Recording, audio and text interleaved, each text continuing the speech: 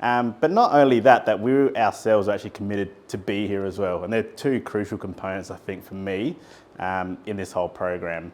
Now, going back to that day one, in terms of a few emotions for me that come to mind, first one was being excited. I've been lucky enough to have the leading teams guy work with us for 2.5 years. So I've seen what they've been able to do in that sort of team environment in our workplace. So I was excited to sort of see what it would be like in this sort of an environment outside of the people that I typically would work with, outside of a couple that are obviously here today. And the other one was motivated. And I said motivated because that's sort of how I felt at the end of the day. So I've come in here sort of not really knowing what to expect. And I've walked away with the thought of, I'm here alongside a lot of people, inspiring people that are in varying roles in varying industries. So for me, I got to see a lot of different opinions that I would not normally see probably in the workplace. Now, I jumped to that day 6, so I want to sort of tell you the story in terms of how I've got there, but today I stand here and I feel really empowered.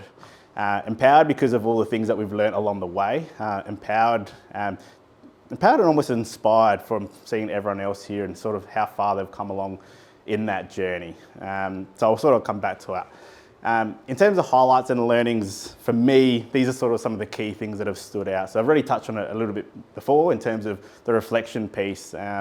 And it's funny, a lot of the models that I'm going to chat through, for me, are all a reflection component, and they've all worked sort of hand in hand to get me to the person that I am today. Another big one was what I value most. Probably day 5 was an example of that in terms of what I valued most. And that's that work-life balance, family, friends, partner, etc. And obviously the personal trademark as well, which is almost like that end piece that we've gotten to today. Before I get into sort of some of those models, I just wanted to put this up here as probably the best way to represent it, is that in our day-to-day lives, whether that be in work or outside of work, I think we get caught up in running and doing a lot. We forget to take that step back. So things might be falling down around us, but we're in that mindset of go, go, go, go, go. And this is probably an accurate representation. That for me is probably really telling that we're there like, yeah, this is okay. Whereas, you're just overworked and you're not doing what you should be doing outside of work and all the rest of that. And I'm sure a lot of us here can probably resonate with that one. So I mentioned before that a lot of the models for me probably go back to a reflection piece. So for me, this one here, the Wheel of Life, was probably the most important piece along this journey. It's funny, it's the most important one, but it's probably not the one that I've had the biggest impact. And I'll get to the reason why in a moment. For this, why it's the most important is because the things that I hold most dearly to myself, friends, family, partner, it's not where I was spending the majority of my efforts and time. It was in the workplace, and I know for a lot of you it was the same as well. It's funny because subconsciously we sort of do know that, but when you see it on paper, I think it's a bit more telling, right? So that for me, like I said, is probably the biggest or the most important thing during this process. The feedback. So again, we get caught up in the day-to-day of doing and all the rest of it. We forget to take that step back in terms of what we've actually done up until that point. And getting that feedback from some people that you really look up to was pretty inspiring. And it really, for me, it showed me like, I've actually done a lot of good up until now. So like I said, it was just really empowering at that point in time. But also getting that feedback in terms of how I can look for other opportunities of growth. And I'll sort of go into how that's actually impacted sort of the last few months in my day-to-day life. But the big one for me, and some of the feedback I kept getting, was the art of delegating and saying no to certain things. So for me, that component mixed in with the Wheel of Life and this one here sort of all started to sort of mesh together and come together. So in terms of the biggest impact for me, the way I've seen it in the last few months, was the relationship pyramid. Because a lot of the things that I've talked about in terms of, or things that we've worked on in terms of willing and able and all of that really just comes down for me to the relationships that you've got with your team. So we've had 2 new starters in my marketing team in July. We've had another long-standing member in Julian. So, with the new starters, they started right at the top, right?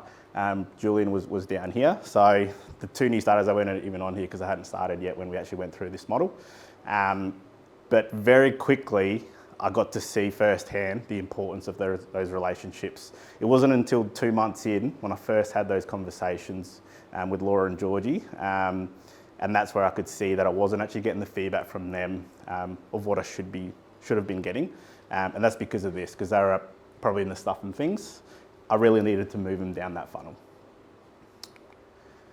So I guess that probably paves the way, and I started to get into it already in terms of today versus day one.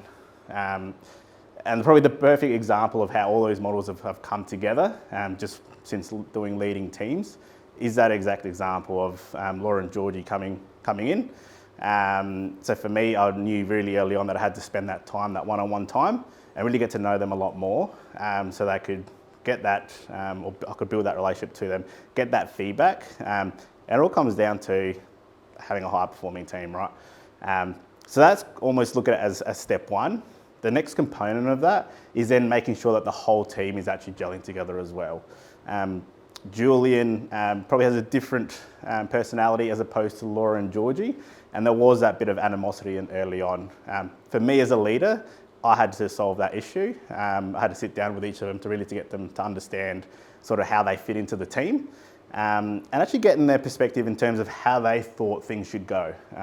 So I had a really good conversation with Julian, and he basically just said, like, I'd just love to have like a social time when we can all get together and we can all get to know each other.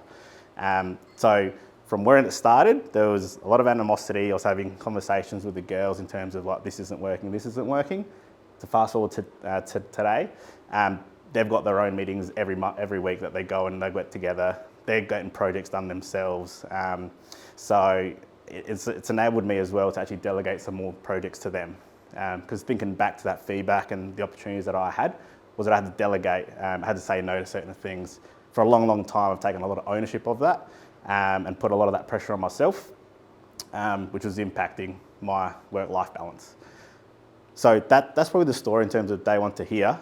How that fits into the wheel of life, for me, I've really had to set up that framework at work to make sure that I've got the right people or empowering the people around me to be able to do the work without me needing to take a lot of that ownership on myself.